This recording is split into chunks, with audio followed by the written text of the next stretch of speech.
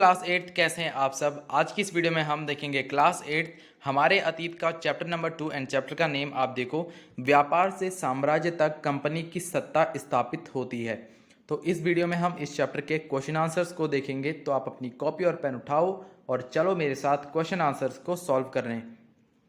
सबसे पहला क्वेश्चन आपके पास आता है, यहाँ पर फिर से याद करें में प्रश्न एक है, निम्नलिखित में जोड़े बनाए। ठीक है, यानी कि आपको सिंपली मैच द फॉलोइंग यहाँ पर दिया है। ठीक है, तो इसके आंसर्स पे हम सीधा जंप करते हैं और आंसर्स आपको देखो किस तरह से आपको इन्हें मैच करना है। ठीक है, तो पहला है आपका दीवानी, तो इसे आप मिलाओगे भू राजस्व वसूल करने का अधिकार।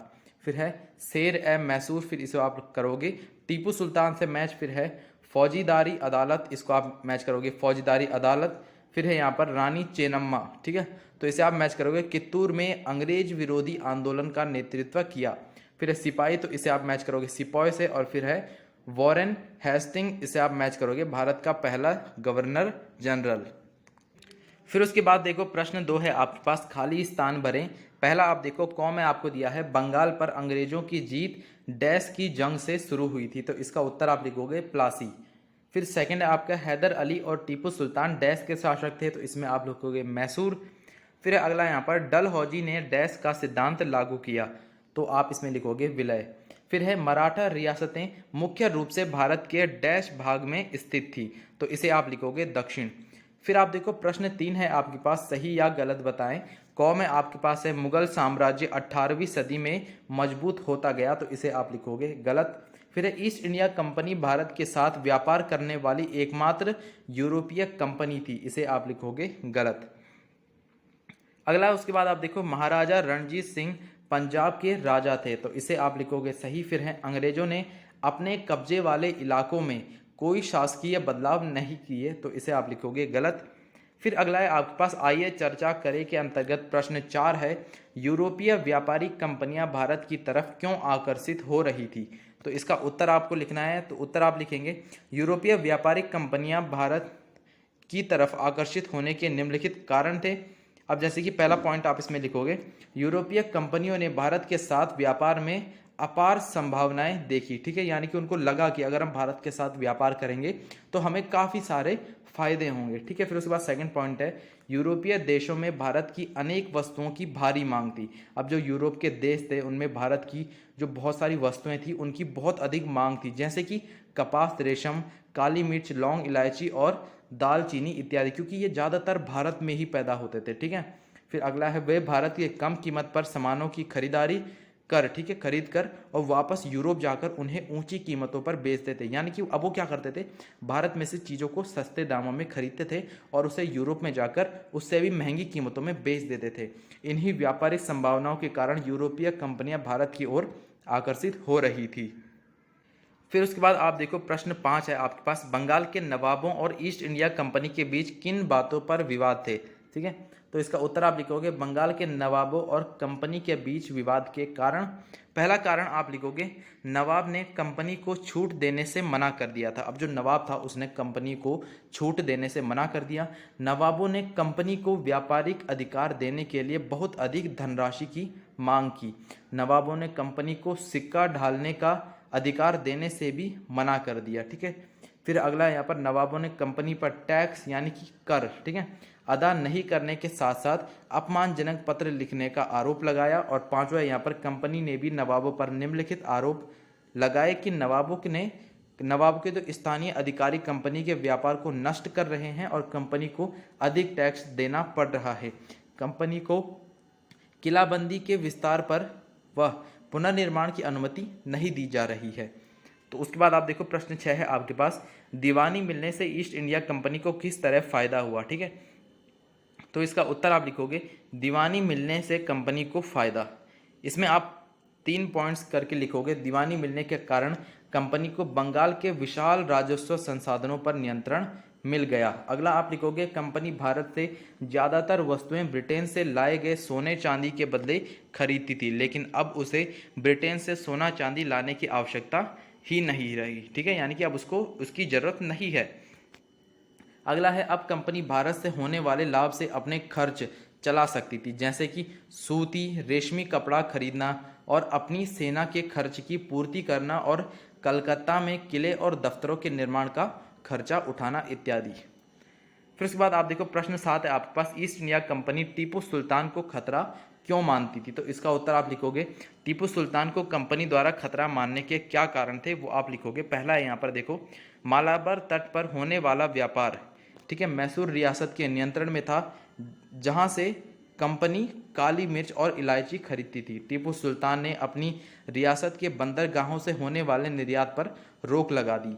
सेकंड पॉइंट है, टीपू सुल्तान ने स्थानीय सौदागरों को भी कंपनी के साथ व्यापार करने से रोक दिया। फिर अगला पॉइंट आप देखो, थर्ड पॉइंट है यहाँ पर, टीपू सुल्तान ने भारत में रहने वाले फ्रांसीसी व्यापारियों से घनिष्ठ संबंध स्थापित किए और उनकी मदद से अपनी सेना का आधुनिकीकरण किया।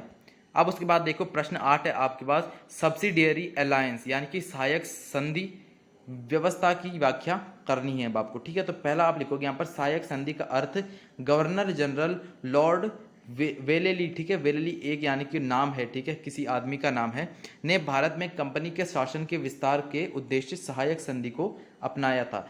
इसे सहायक संधि इसलिए कहा गया जो भी भारतीय शासक इस संधि की शर्तों को मानने के लिए तैयार हो जाता था, कंपनी उसकी सुरक्षा में पूर्ण सहयोग करने का वादा करती थी।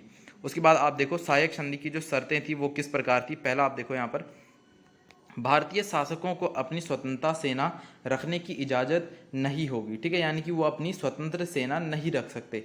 फिर दूसरा यहाँ पर, जिन शासकों की सुरक्षा का भार कंपनी पर होगा वे इसके लिए कंपनी को शुल्क जो है वो प्रदान करेंगे, शुल्क नहीं, ठीक है, यहाँ पर देने की स्थिति में कंपनी दंड के रूप में शुल्क के बराबर राजस्व वाला क्षेत्र शासक से छीन लेगी। अब देखो कितने अजीब अजीब से वहाँ पर शर्तें रखी थी, यानी ठीक है, आपको शुल्क देना होगा, अगर शुल्क नहीं दे पाते हैं तो उस जो राजस्व यानी कि जो उस राजा के अंडर में क्षेत्र है उसको वो छीन लेगी।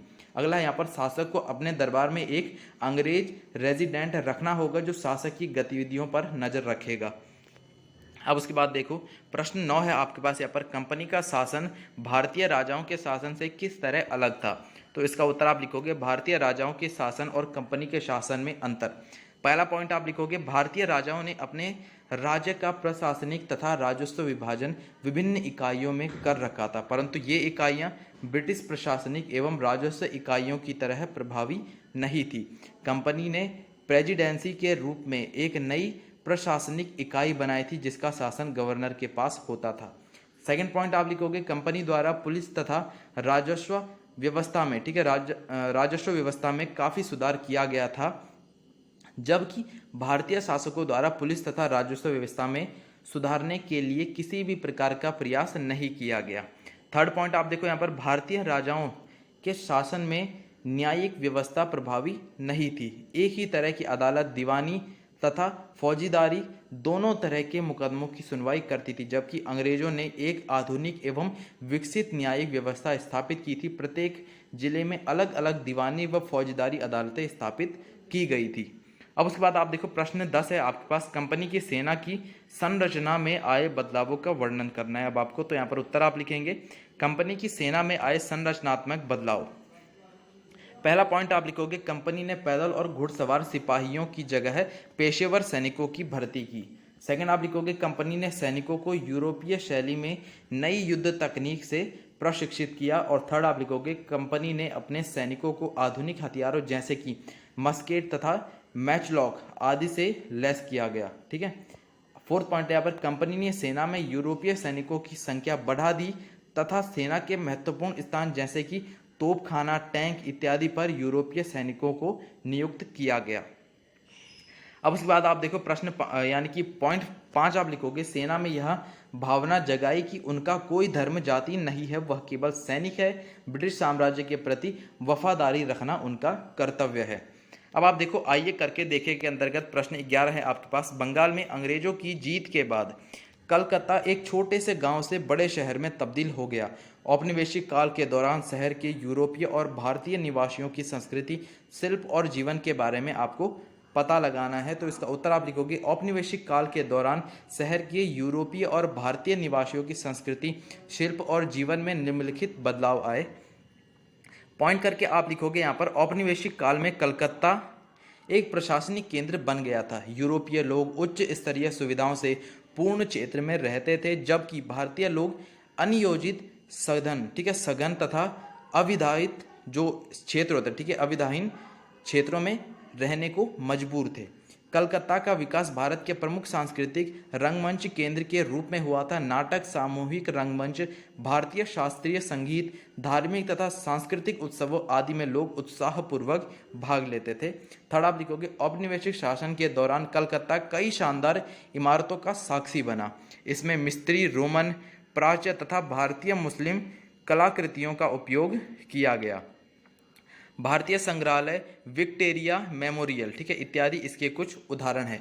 अब प्रश्न 12 है आपके पास, निम्नलिखित में से किसी एक के बारे में तस्वीरें, कहानियां, कविताएं और जानकारियां आपको इकट्ठी करनी है और झांसी की करें। झांसी की रानी, ठीक है, अब जो आपको जिनकी इकट्ठा करनी है उनकी आपको यहाँ पर नेम्स दे, ठीक है। झांसी की रानी, ठीक है, महादजी सिंधिया, फिर हैदर अली, महाराजा राणा रणजीत सिंह, ठीक है, और लॉर्ड डलहौजी या आपके इलाके का कोई पुराना शासक। तो इसका आप उत्तर आप देखो, महाराजा रणजीत सिंह। महाराजा रणजीत सिंह का अच्छा यहाँ पर दो बार आ गया, ठीक है, इसको आप कट कर देंगे।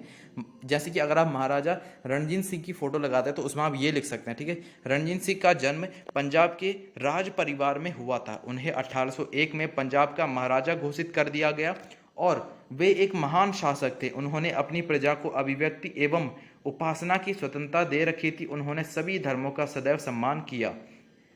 तो यहाँ पर आप देखो, अब आप जिस भी का भी है जिसके बारे में यहाँ पर आप लिखते हैं, चाहे आप झांसी की रानी या फिर महादजी सिंधिया के बारे में लिखते हैं, ठीक है, तो उसके बारे में आप अगर नेट पे सर्च करेंगे आपको काफ़ी सारी डिटेल मिल जाएगी, ठीक है। यहाँ पर मैं अगर आपको बताऊंगा तो वीडियो काफ़ी लेंथी हो जाएगी एंड साथ में आपको उनकी इमेज भी चिपकानी है, ठीक है, यानी कि तस्वीर भी चिपकानी है। तो क्लास 8 यहाँ पर आपके इस चैप्टर के क्वेश्चन आंसर्स कंप्लीट हो जाते हैं एंड आप क्लास 8 अदर सब्जेक्ट के question answer videos modern master ji के चैनल पर देख सकते हैं। बाकी तब तक के लिए पढ़ाई करते रहें और मॉडर्न मास्टर जी का नाम भी रोशन करें।